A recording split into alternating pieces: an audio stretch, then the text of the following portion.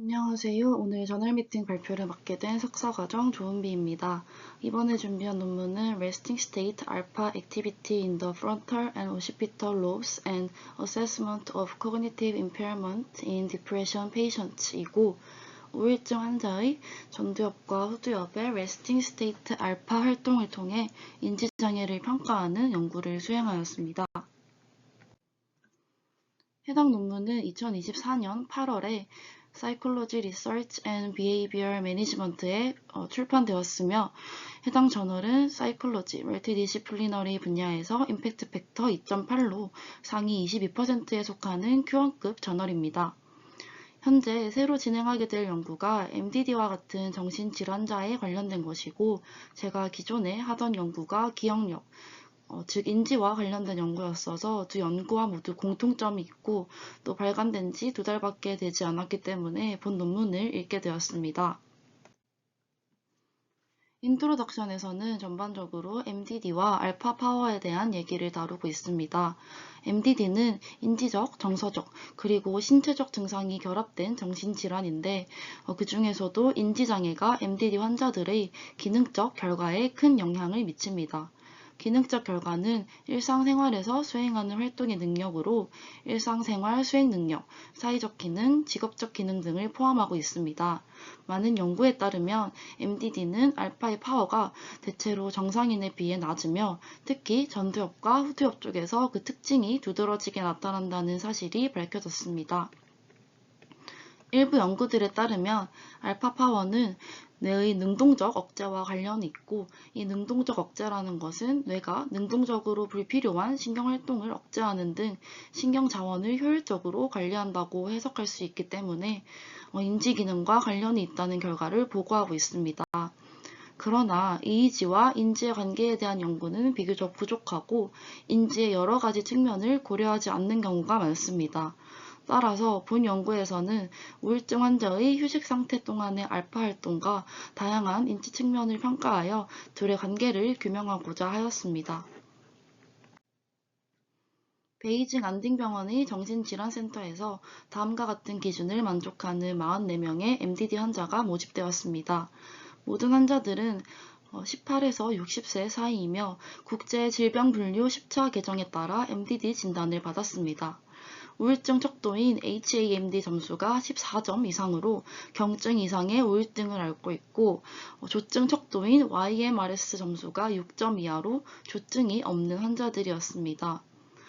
모든 환자들은 심각한 의료 또는 수술 병력, 약물 또는 알코올 의존 및 남용 병력, 치매 진단 또는 기타 인지장애가 없었습니다.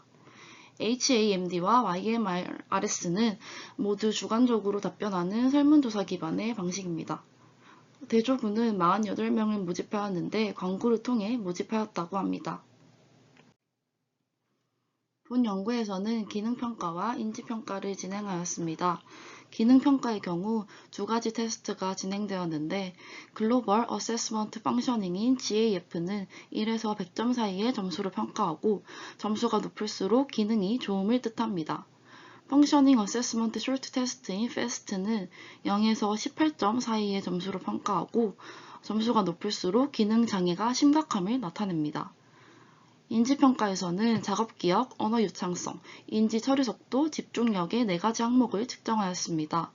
작업기억의 경우 웩슬러 메모리 스케일과 홉킨스 벌벌 러닝 테스트를 통해 측정했고, 언어 유창성은 카테고리 플루언시라는 테스트를 통해 측정되었으며, 인지 처리 속도는 트레이 메이킹 테스트, 카테고리 플루언시를 비롯한 여러 개의 인지 테스트를 통해 평가되었습니다. 마지막으로 집중력은 컨티뉴어스 퍼포먼스 테스트를 통해 점수를 산출하였습니다. 인지평가 지표의 경우 2개 이상의 테스트를 통해 평가한 경우들이 있는데, 이에 대해서 점수 계산을 어떻게 했는지에 대한 설명은 별도로 나와 있지 않았습니다. 인지평가의 경우 점수가 높을수록 인지기능 성과가 좋음을 나타냅니다. 각 테스트의 경우 대부분 제가 이제껏 저널 미팅을 통해서 소개드렸던 테스트가 대부분이기 때문에 테스트에 대한 설명은 별도로 하지 않고 넘어가도록 하겠습니다. 본 연구에서는 레스팅 스테이트에서의 뇌파를 측정하였습니다. 5분씩 EO와 EC를 반복했는데 이 과정을 몇 번 반복했는지에 대해서는 언급되어 있지 않았습니다. EEG는 19개의 채널로부터 측정되었고 레퍼런스 채널은 CZ였으며 샘플링 레이트는 1000Hz였습니다. EEG가 측정되는 동안 임피던스는 50kΩ 미만으로 유지되었습니다. 19개의 전극은 좌측 전두엽, 우측 전두엽, 좌측 중앙, 우측 중앙, 좌측 후두엽, 우측 후두엽의 총 6개의 영역과 미드라인의 3채널로 구분되었고 6개의 영역에 대해서는 채널들의 평균 전력을 계산하였습니다. 이렇게 측정된 데이터는 EEG랩을 통해 전처리 되었는데요.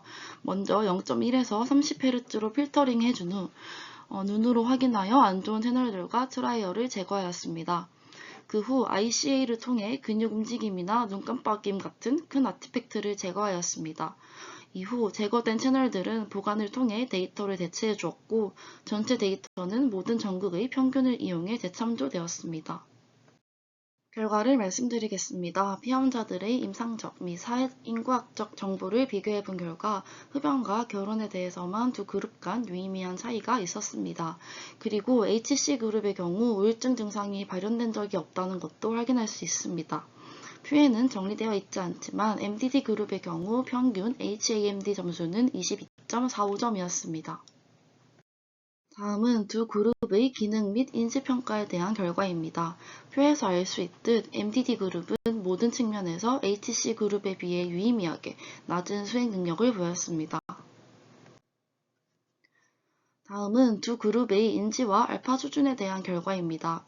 먼저 왼쪽 표는 6개의 영역에 대한 평균 알파 전력과 3개의 중앙선 전극에 대한 알파 전력을 나타냅니다. 이 C 상태일 때 MDD 환자의 양측 전두엽, 우측 중앙, 양측 후두엽 영역의 알파 파워가 상대적으로 HC보다 유의미하게 낮음을 알 수 있고 EO 상태에서는 환자의 양측 전두엽과 양측 중앙 영역에서 알파 파워가 유의미하게 낮게 나타났습니다. 오른쪽은 19개의 채널에 대한 알파 파워를 토포맵으로 나타낸 결과인데요. 딱 봤을 때 왼쪽 표의 결과가 토포맵에 반영이 되지 않는 것처럼 느껴질 수 있는데 이 오른쪽 그림의 경우 왼쪽 표에서처럼 평균 전력이 아닌 채널별 전력을 나타냈기 때문에 어느 정도 차이가 나타났습니다. 이 오른쪽 그림의 C의 경우 두 그룹 각각에 대해 EC, EO 조건에서의 평균, 이 주파수 스펙트럼을 나타낸 결과로 두 그룹 모두 EC 조건에서 알파 대역의 피크가 잘 나타나고 있다는 것을 알 수 있습니다. 여기서 한 가지 아쉬웠던 점은 각 영역별로 파워를 나타낸 토포맵도 함께 제시했다거나 채널별로 통계차를 확인해 봤어도 좋을 것 같다는 생각이 들었습니다. 마지막으로 다음은 MDD 환자들에 대해 인지와 알파 파워 간의 상관관계를 분석한 결과입니다.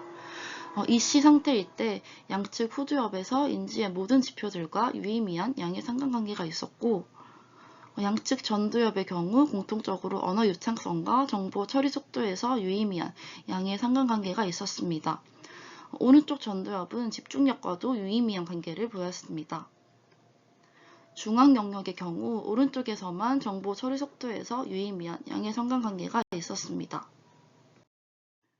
EO 상태일 때도 확인해보면 오른쪽 전두엽과 중앙 영역은 모든 인지기능 지표에서 유의미한 양의 상관관계가 나타났고 왼쪽 전두엽과 중앙 영역은 공통적으로 작업 기억과 정보 처리 속도에서 유의미한 양의 상관관계가 있었으며 왼쪽 전두엽의 경우 지속적 주의력에서도 유의미한 관계를 보였습니다. 본 연구에서는 MDD 환자의 인지 능력과 알파 파워 간의 상관관계를 확인하고자 하였습니다. 그 결과 눈을 감은 상태에서 양측 전두엽 및 후두엽의 알파 파워는 언어 학습, 정보 처리 속도, 주의 유지 및 작업 기억과 양의 상관관계가 있음을 밝혀냈습니다. 이는 MDD의 경우 EC 상태에서 알파 파워가 더 클수록 인지 능력이 더 좋다는 것을 의미합니다. 본 논문을 읽으면서 우선 인트로에서 알파 파워, 알파 비대칭 등의 용어를 좀 헷갈리게 사용하고 있어서 매끄럽게 읽혀지지 않았고 또 결과가 거의 표로 제시되어 있다 보니까 특히 상관관계 분석의 결과가 좀 직관적으로 다가오지 않아 아쉬웠던 것 같습니다. 그러나 다양한 인지평가 테스트와 이 알파파워 간의 상관관계를 확인하여 MDD 환자의 인지 바이오마커로서의 가능성을 제시했다는 점에서 충분히 좋은 연구라는 생각이 들었습니다. 지금까지 발표 들어주셔서 감사합니다.